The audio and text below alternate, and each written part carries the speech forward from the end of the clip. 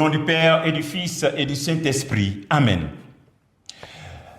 Viens, Esprit Saint, remplis les cœurs de tes fidèles et fais-les brûler du feu de ton amour. Ô Seigneur, envoie ton esprit et tout sera créé et tu renouvelleras la face de la terre. Bien-aimés dans le Christ, nous sommes aujourd'hui jeudi 4 juin 2026 et la parole de Dieu est de Marc chapitre 12, versets 28b à 34. En ce temps-là, un scribe s'avança pour demander à Jésus quel est le premier de tous les commandements.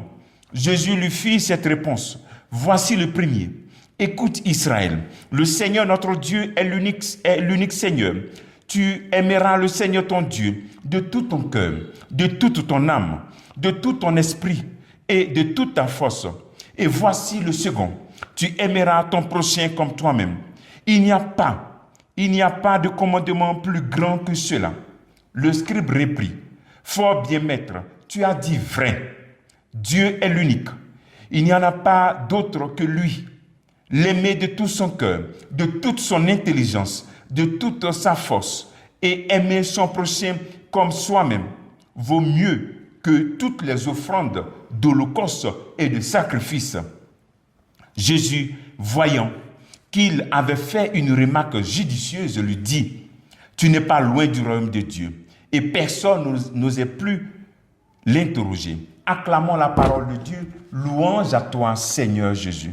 Je prie le Seigneur que le Seigneur puisse prononcer sur ta vie cette même parole.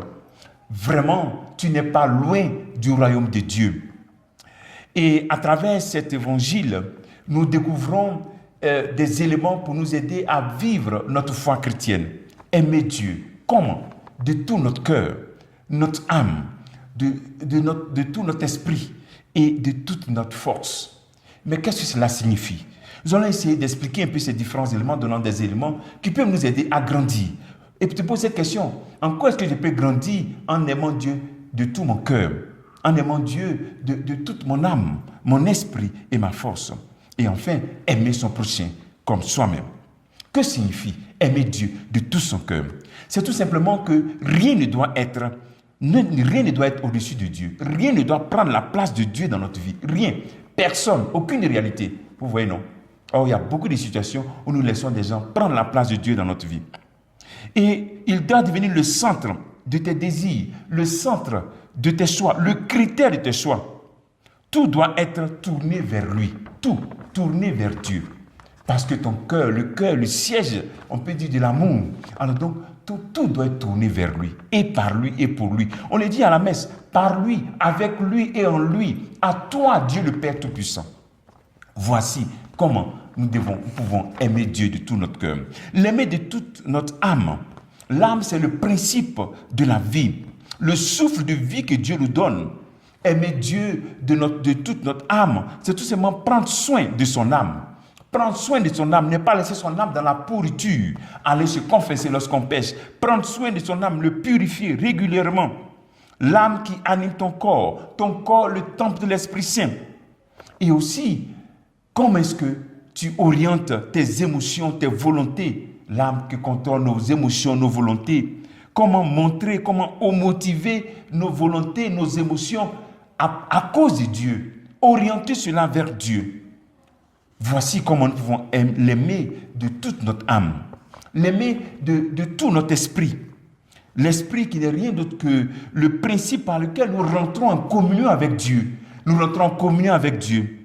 Voilà, c'est ta vie de prière, c'est ton intimité avec Dieu. C'est ce qui t'aide à tenir à Dieu et à rester en communion parfaite avec lui. Quelle est ta vie de prière? Quel est ton programme de prière dans la semaine personnelle? Parce que souvent, on vit à cause de la prière du groupe. Mais toi-même, quelle est ta vie de prière personnelle?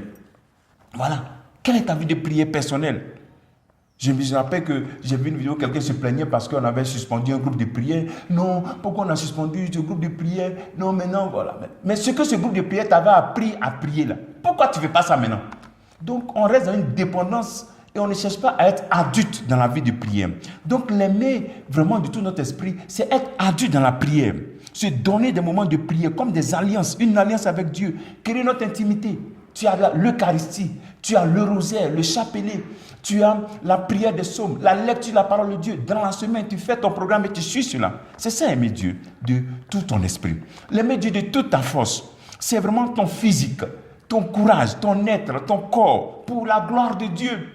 Est-ce que tu utilises ta beauté, ton être pour glorifier Dieu, pour attirer les gens vers Dieu? C'est le courage de vouloir servir Dieu. Le courage de dire non, ma volonté, mon désir, c'est de servir Dieu. C'est d'aller même de témoigner de lui. C'est la force. Avoir la force de dire non, ça, je ne suis pas dedans. C'est le courage de prendre des décisions courageuses qui alimentent ton âme et qui purifient ton âme. Voici comment tu peux l'aimer de toute ta force, tes énergies.